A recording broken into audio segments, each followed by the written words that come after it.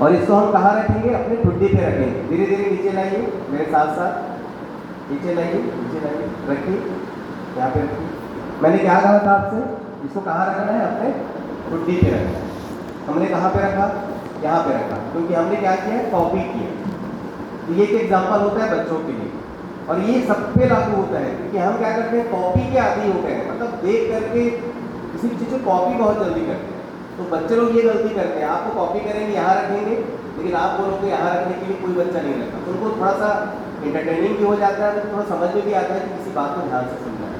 तो ध्यान के लिए आप ये वाला प्रैक्टिकल करा सकते हैं।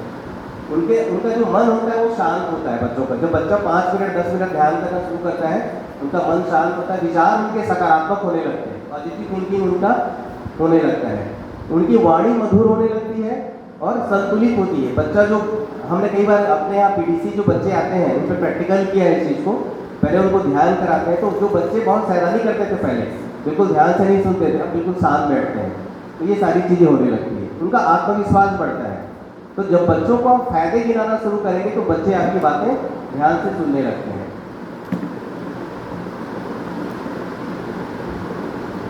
अब यहाँ पे दूसरी चीज़ है साधना। साधना में क्या होता है? साधना किसको बोलते हैं? उपासना का मतलब तो हो गया कि ईश्वर के समीप बैठना और शक्ति प्राप्त करना। अब साधना किससे कहते हैं? अच्छा, ये पूछिए बच्चों को कि उपासना किसकी करते हैं? बताइए, किसकी करते हैं उपासना? ईश्वर की करते हैं, सीधी सी बात है। हम जो उपवास करते हैं किसके लिए करते हैं? ईश्वर के लिए करते हैं, है ना।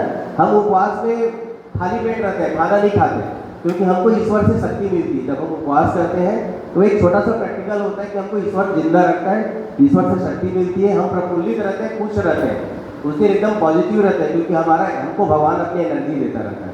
तो ईश्वर की हम उपासना करते हैं, ईश्वर से हमें शक्ति मिलती है। कैसे करते हैं? ध्यान से करते हैं। दूसरी चीज़ है साधना। साधना किसकी करते हैं? ये डिफरेंस पता होना बहुत जरूरी है, आपका कॉन्सेप्ट क्लियर होना बहुत जरूरी है।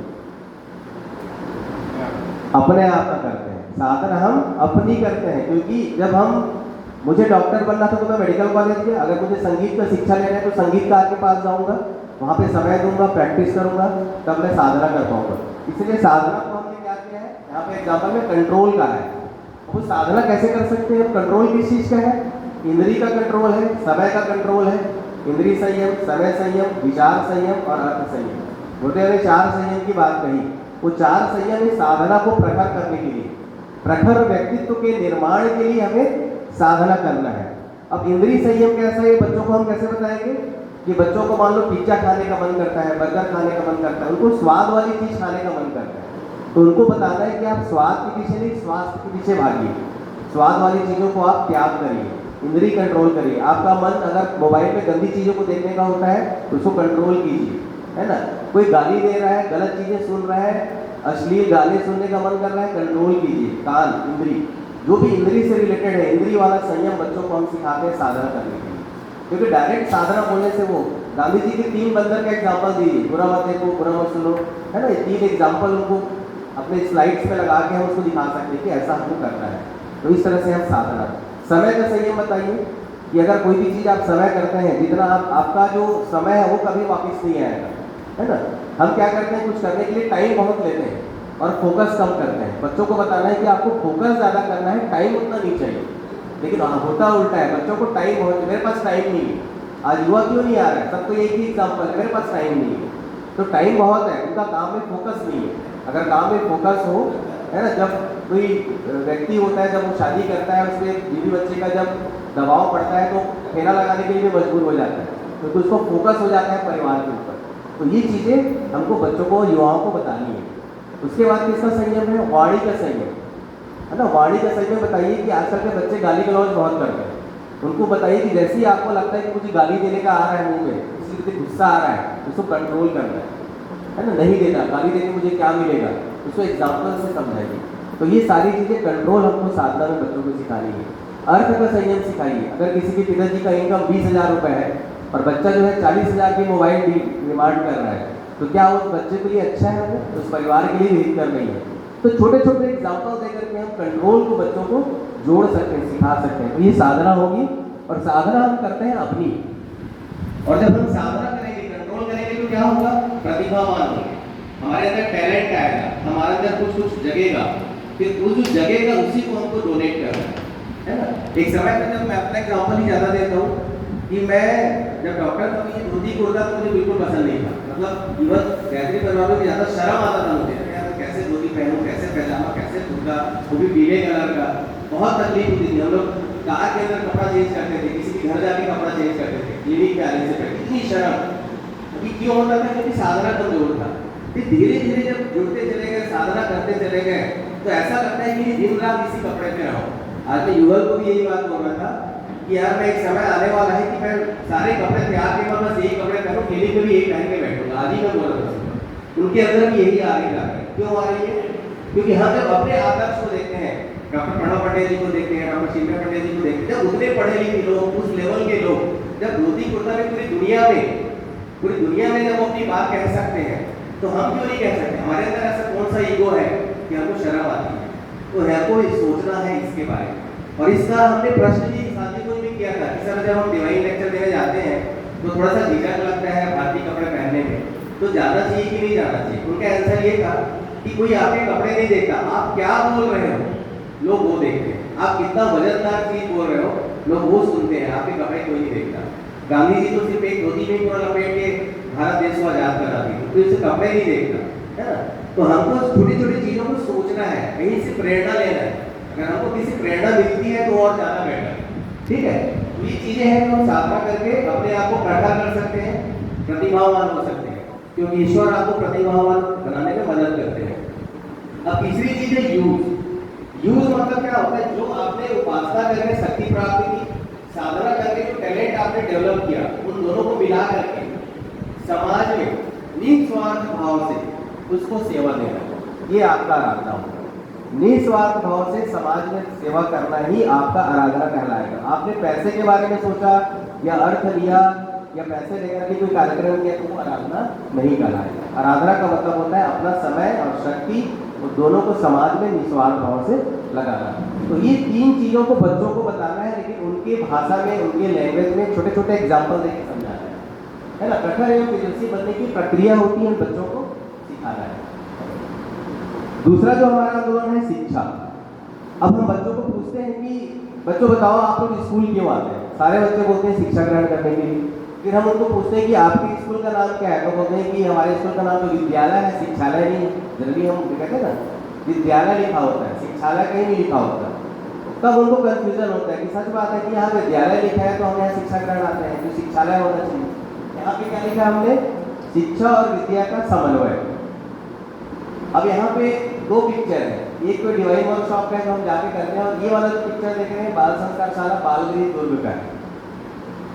सबसे पहले हम बच्चों को शिक्षा और विद्या में अंतर बताते हैं। शिक्षा ग्रहण करके हमें क्या मिलता है? प्रश्न करते हैं हम बच्चों से ऐसे कि शिक्षा ग्रहण करके हमें क्या मिलता है? कहते हैं शिक्षा मिलती है। क्या बनोगे, क्यों ग्रहण करोगे? बच्चों का जवाब परफेक्ट नहीं होता, लेकिन शिक्षा ग्रहण करके हम क्या करते हैं? अपने पैरों पे खड़े होते हैं। सच्चाई तो यही है, हम अपने पैरों पे खड़े होते हैं। शिक्षा ग्रहण करके हम क्या कर सकते हैं? भव्य बन सकते हैं, हमें पैसा कमा सकते हैं, बड़ी गाड़ी खरीद सकते हैं, घर खरीद सकते हैं, सब कुछ कर सकते हैं। विद्या हमें कहाँ से मिलेगी? हमें अपने गुरुओं से मिलती है, माता पिता से मिलती है, महापुरुषों की जीवनी पढ़ करके हम विद्वान हो सकते हैं, ठीक है। फिर एक छोटा सा एग्जाम्पल हम बच्चों से पूछते हैं कि जब आप स्कूल से बाहर जाओगे अभी और कोई छोटा सा बच्चा रोड किनारे गिरा पड़ा है, तो क्या आप देख के उसको निकल जाओगे? बच्चे सब बच्चे बोलते नहीं निकलेंगे। क्या करेंगे? वहाँ जाएंगे, उनसे पूछेंगे, उनको पानी पिलाएंगे, फिर पूछेंगे क्या हुआ, कैसा हुआ। फिर हमसे पूछते कि आपको कोई किसी ने सिखाया था इस काम को, इस काम के लिए ट्रेनिंग लिया था क्या आपने? उनका कहना होता नहीं। फिर हम पूछते हैं वो उसका हेल्प क्यों किया आपने? तो आपका रिश्तेदार नहीं है, आपका दोस्त भी नहीं है, फिर क्यों हेल्प किया? तो बोले नहीं ये मानवता है, वो मानव है तो हमें सेवा करनी चाहिए। देखिए बच्चे को आपको बुलवाना पड़ेगा, ये चीज़ उसे सिखाया नहीं, लेकिन उसने कहीं से सीखी, देख करके सीखी, ऑब्जर्व कर कर सीखी। क्योंकि बच्चे ऑब्जर्व करते हैं, तो मैंने एग्जाम्पल पहले बताया था ये वाला, कि ऑब्जर्व करते हैं लाइफ में भी। तो ऑब्जर्व अच्छी चीज़ों को भी करते हैं, बुरी चीज़ों को भी करते हैं। जब वो साधना करना सीखेंगे तो बुरी चीज़ें डिलीट होने लगेगी। साधना करने से हमारी बुरी स्मृति डिलीट होती है। गुरुदेव ने अपने वाक्य में लिखा है कि जब साधना हम करते हैं तो हमारी बुरी याददाश्त मिटने लगती, डिलीट होने लगती और अच्छी याददाश्त बढ़ने लगती। ये चीज़ें होती है हमारा होने लगता है। अब यहाँ पे शिक्षा और विद्या में जब अंतर बताते हैं, तो जैसे हम शिक्षा ग्रहण कर लिए, चलो मैं शिक्षा ग्रहण कर लिया और एक आईएएस ऑफिसर बन गया या आईपीएस ऑफिसर बन गया या बहुत अच्छा डॉक्टर बन गया, लेकिन आज भी बहुत सारे जेलों में आईएएस आईपीएस ऑफिसर बन रहे हैं। अगर वो बहुत अच्छा है, बहुत अच्छी शिक्षा प्राप्त किया है, तो क्यों बन रहे हैं जेल में? तो उसको बताना पड़ेगा, क्योंकि उसने विद्या और शिक्षा का समय में नहीं किया, वो लालची हो गया, वो भ्रष्टाचार में लिप्त हो गया, वो सिर्फ अपने आप को देखने लगा।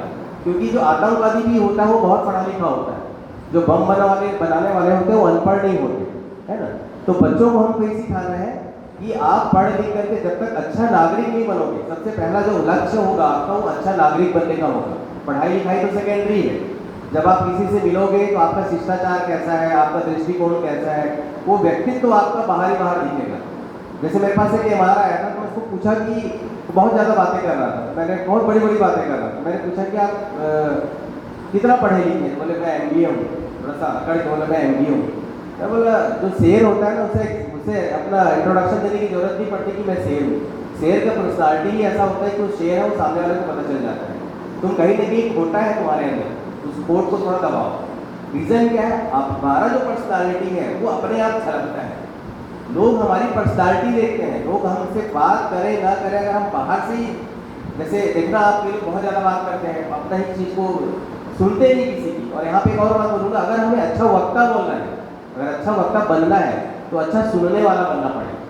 जब तक हम अच्छा सुनेंगे नहीं किसी को, तब तक हम अच्छा वक्ता नहीं बनेंगे। मेरे पास जितने भी मैंने शिविर अटेंड किए, एक आप गए हैं शांतिकुंज में, वहाँ पे माता जी की एक डायरी मिलती है, कॉपी जिससे माता जी का फोटो रहता है, ऐसे 3 डायरी भरी हुई थी। आज भी मैं इसको पढ़ता हूँ, आज भी यहाँ आने से पहले मैंने पढ़ा, उसको मैं जब भी पढ़ता हूँ मुझे नई चीज़ मिलती है, क्योंकि वहाँ जो लेक्चर हुए, जो नोट करके मैंने रखा है, वही चीज़ मेरे आज काम आती है। क्योंकि हम भी इंसान हैं, हमारे अंदर कुछ चीज़ें डिलीट होती है, तो हमको रिवाइंड करना बहुत जरूरी होता है, बार बार पढ़ना पड़ता है। और शांतिकुंज में जो बताया गया वो चीज़ें उसकी लिखी हुई, मैंने लिखी खुद, क्योंकि सुना ध्यान से, लिखा ध्यान से। तो आज जब मैं लेक्चर देता हूँ तो बड़े ध्यान से देना पड़ता है और उन्हीं चीज़ों को बताता हूँ जो मैंने वहाँ सुना है। जनरली हम लोग जो भी बोलते हैं अपने मन से कुछ भी नहीं बोलते, जो शब्दों का प्रयोग करते हैं वो भी गुरुदेव की बुक्स का ही करते हैं, या वहाँ से जो सुने हैं, वहाँ के जो वक्ताओं से सुने हैं, उन्हीं एग्जाम्पल्स को, उन्हीं चीज़ों को हम बोलते हैं। क्योंकि हमारे वाणी प्रखरता तभी आएगी जब हम बोलें और लोगों के हृदय में जाकर के लगे। अगर मैं बोला, आप बोले, खत्म हो जाएगा। मैं दिमाग लगा के अच्छी बातें बताया, आप सुनोगे, ताली बजाओगे, आप घर चले जाओगे। लेकिन अगर अच्छी बातें अगर दिल से कोई बोले तो आपके दिल तक जरूर पहुँचेगी। तो वक्ता बनने के लिए सबसे जरूरी जो चीज़ है वो क्या है? स्वाध्याय है। आपको स्वाध्याय बहुत करना पड़ेगा। तो यहाँ पे 2 चीज़ें हैं, डिवाइन बाल संस्कारशाला चला सकते हैं, जैसे हम लोग अपने क्लिनिक में चला रहे हैं, पर्सनालिटी डेवलपमेंट क्लास चलता ही है, निःशुल्क कोचिंग कक्षा दे सकते हैं, जैसे कि पटना वाले हमारे भाई लोग दे रहे हैं, और डिवाइन वर्कशॉप। ये 4 चीज़ें जिसके आप युवाओं से बहुत जल्दी कनेक्ट हो सकते हैं। ये ऐसे साधन है कि आपका, अगर आपने ऐसा 3-4 महीने भी कर लिया तो आपके हॉल कम पड़ेंगे। आपने 50-60 स्कूलों में भी कर लिया, वहाँ पे युवाओं को बुला लिया, तो ये हॉल आपका छोटा पड़ेगा, इतने युवा आने लगे, है ना। ये जो देख रहे हो पिक्चर नीचे वाली मेरी क्लिनिक का है। यहाँ से हम कुर्सी टेबल साइड कर देते हैं और ये बच्चे आते हैं, अभी करीब 40 बच्चे आ रहे हैं। फिर से हमने क्लासेस शुरू की, 2 महीने में 40 बच्चे हो गए। फिर उनको हम एग्जाम्पल के माध्यम से नीचे बैठ करके, बिल्कुल उनके करीब बैठ करके समझाते हैं, है ना। ये 8 बजे से 10 बजे तक का टाइम होता है, क्योंकि 10 बजे से मेरी क्लिनिक रहती है। तो 12 बाय 12 का रूम है। ये वेटिंग वाला जो पार्ट है, यहाँ पे हम बच्चों को सिखाते हैं और बच्चे खुश होकर के आते हैं। और 8 बजे का टाइम है, बच्चे 7:30 बजे पहुँच जाते हैं। बच्चे अगर 7:30 बजे पहुँच रहे, मतलब उनको इंटरेस्ट है। जबकि यहाँ पे कोई मनोरंजन, बहुत हंसी मजाक नहीं होता, सिर्फ उनको ज्ञान की बातें बताई जाती हैं, फिर भी बच्चे आते हैं। ये जो चीज़ है, ये जो क्लास है, ये अपने घर में आप शुरू कर सकते हैं, अपने आसपास के एरिया में। इससे क्या होगी? आपकी कनेक्टिविटी रहेगी, और जो छोटे बच्चे जब बड़े होंगे तो आपके सबसे बड़े हैंड्स बनेंगे। गायत्री परिवार को चलाने वाले वही लोग बनेंगे, वही लोग उसको उठाने वाले होंगे, तो ये हैंड्स बनेंगे। अगर नहीं भी अगर जोड़ते हैं तो जिस क्षेत्र में भी रहेंगे तो अच्छे विचार उनके अंदर हमेशा रहेंगे, है ना। जैसे मैं वहाँ पे, मेरी प्रैक्टिस है, तो पहले जो बच्चे आते थे वो कभी विश नहीं करते थे। आ गए, मम्मी पापा के साथ बैठ गए, क्या हुआ, फीवर है, सर्दी है, खांसी है। अभी जो बच्चे क्लास में आते हैं तो सबसे पहले वो प्रणाम सर होते हैं। तो अगर जो बच्चे नहीं भी आते, तो पहले जो बच्चे आते हैं तो वो देखते तो उनके प्रणाम सर। तो एक दिखता है शिष्टाचार, प्रणाम करना तो सीख गया बच्चा, और वो प्रणाम बोलते ही समझ में आ जाता है कि बच्चा पीडीसी क्लास का बच्चा है। तो ये पर्सनालिटी की चीज़ आप भी डेवलप कर सकते हैं। यहाँ पे इंद्रिय संयम और विचार संयम जब आप बताए, वो ये पिक्चर दिखा सकते हैं बच्चों को कि एक तरफ पिज्जा बर्गर है, एक तरफ हेल्दी फूड है ना। शरीर को भगवान का मंदिर समझकर आत्म संयम और निमित्ता द्वारा आरोग्य की रक्षा करें, ये भी साधना में हमें इसे बता रहा है। उनमें तो कोई बड़ी बात नहीं है, बच्चे को पास में बहुत डर रहता है, तो बच्चों को हमको क्या करना है, उनको डर से हटाना है। ऐसे पिक्चर हमने ऐसे डाले कि